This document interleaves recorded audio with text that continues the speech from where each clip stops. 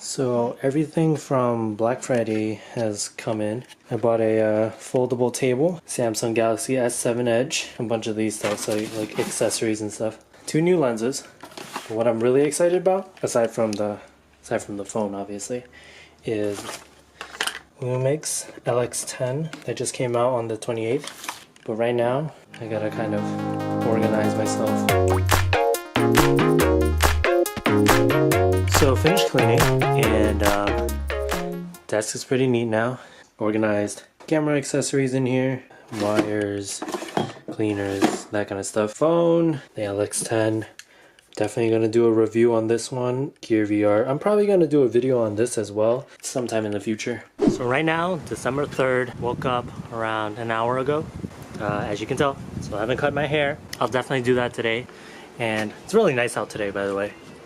If you can't tell, I might be talking a little funny because we went out to eat mac and cheese the other day. I bit my tongue, so I'm gonna talk a little funny. So just ignore that. Yeah. So today I'm gonna review the Lumix LX10. First thing I noticed about this camera is that the screen is actually on top, and it's kind of weird if you like look at yourself and you're like looking up. In terms of face detection, pretty much the same. I mean, the specs are kind of the same as the G7. Instead of a mirrorless camera, it's in a 1-inch sensor.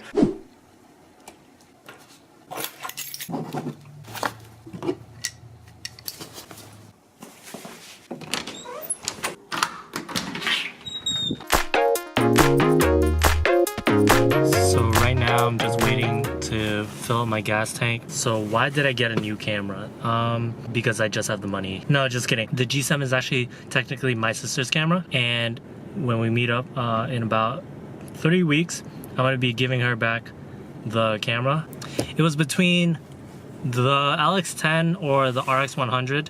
What really sold me about this camera is that it has an aperture of 1.4 instead of compared to the Sony RX100, which has a 1.8 aperture. This one has a touchscreen, whereas the RX100 Mach 5 doesn't have a touchscreen, which really bums me out. They've had 5 cameras already, and they still haven't implemented a touchscreen. Like, Sony, what are you doing? I was gonna buy the RX100 because it had that 315 point detection. I was already used to the G7, and it only has 49 points of detection. It does seem like very little compared to the RX100, but honestly, it's really not that bad. I don't know, my face, it doesn't focus as like amazingly quick, but well, it looks like we're moving up. With the Sony cameras, you actually have to buy the Timelapse app, which is like, if you're paying $1,000 for a new camera, why the hell would you pay under 10 bucks just to do time lapses? Like, why can you just include this feature? Whereas the LX10, it has the same features as the G7 that I've been using, and it has all this functionality built in, and it's only $700, and it has a touchscreen.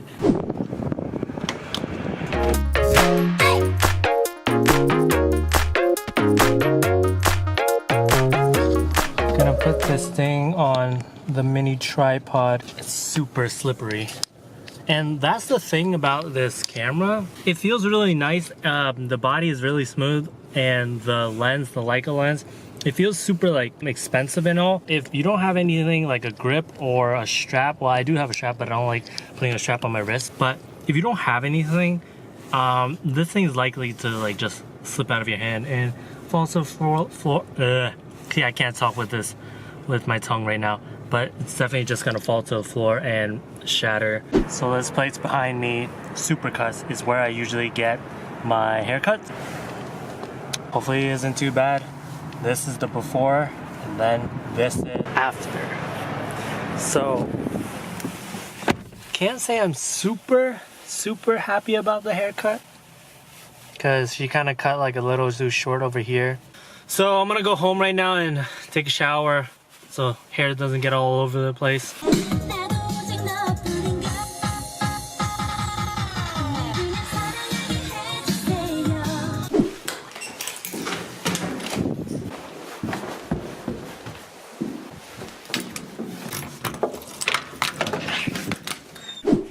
So just got out of the shower and craving some Starbucks right now. So I'm probably gonna go through a drive-through. I really can't say my T's. Yeah, go Yeah, I'm gonna go get Starbucks. That's what I'm gonna do. So before I head out, I definitely want to say that the LX10 so far is pretty nice quality. It's just that the screen for me is a little bit more distracting, be it on top. What I didn't talk about, which doesn't really matter right now since I'm on auto mode, it has a aperture ring right next to the lens, and it clicks every time you change the aperture. Really nice tactile feedback, and the manual focus ring is also really nice. I mean, it actually acts as a zoom right now, so I can zoom in. It doesn't click, but it's super smooth and super precise. That's why it's zooming in so slow.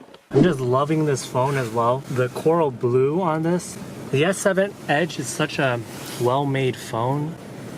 It's been raining a lot and cloudy, so I couldn't get any night photography in. So I want to try to maybe do a time lapse tonight or some low light photography since. Thank you. Oh man, I gotta shake this thing.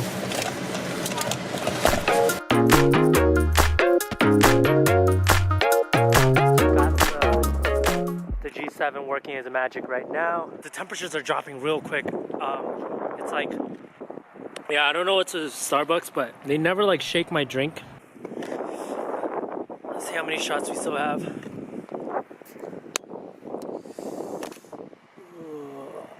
319 shots, alright. We'll get there, we'll get there. Just gonna have to wait it out, freeze for a little bit, and then go back inside.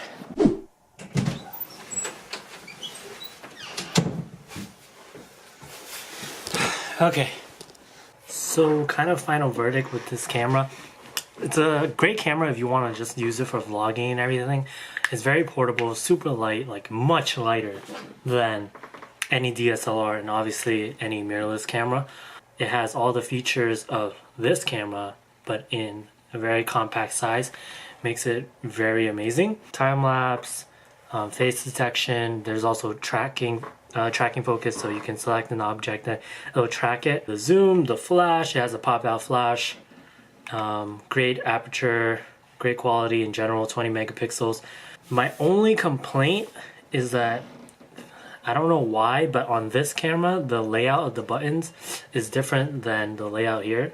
So focus, ISO, white balance, that kind of stuff. The menu, the layout in the back is not the same across the Lumix series. That kind of bothers me because I'm used to this and I'm pressing the wrong button when I'm going into the menu. It just bothers the hell out of me. So if you're looking in the market for a great vlogging camera, the LX10 is definitely the camera to go with. But remember, take whatever I say